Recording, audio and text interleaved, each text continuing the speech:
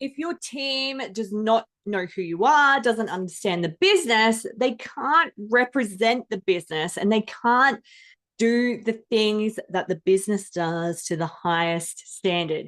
If they don't know how we make decisions, they can't make good ones without you as the founder, the GM, the operations lead.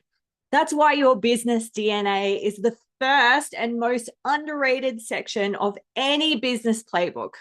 Now, business DNA is the part of your playbook that answers who we are, why do we exist, why do we do the things we do, how do we show up here, how do we behave there, and where are we going. Now, despite what some of you might be thinking, this is not fluffy.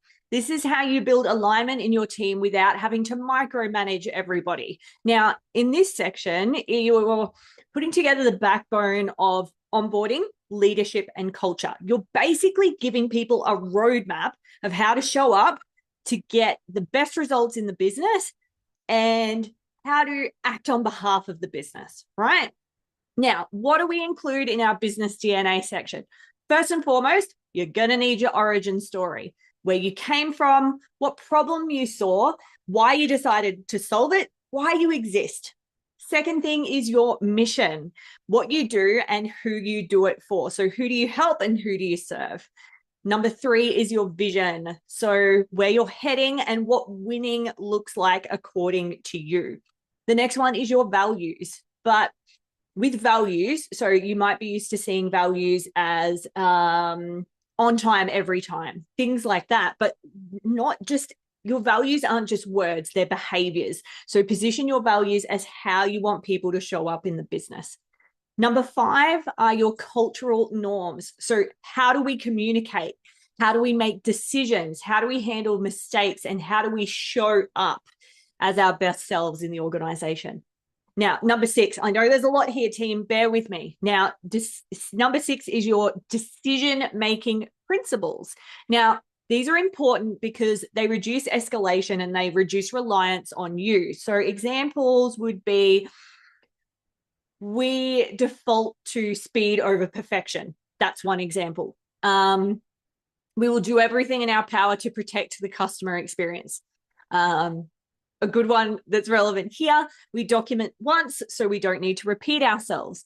Another really good one I saw recently was, we solve problems, not symptoms. And I love that one. Now, this is what helps your team to think like you do.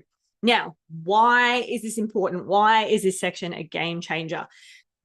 Without business DNA, without understanding the culture, teams will tend to do one of two things. They will either guess, make assumptions, or they'll escalate. Now, whichever action they take, they slow the business down.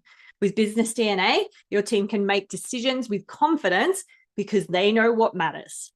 And this is how you scale culture and not just tasks, right? This is really, really important. So let's talk about your action step for today. Super simple. Open your playbook that you've already created. Create a page called Business DNA.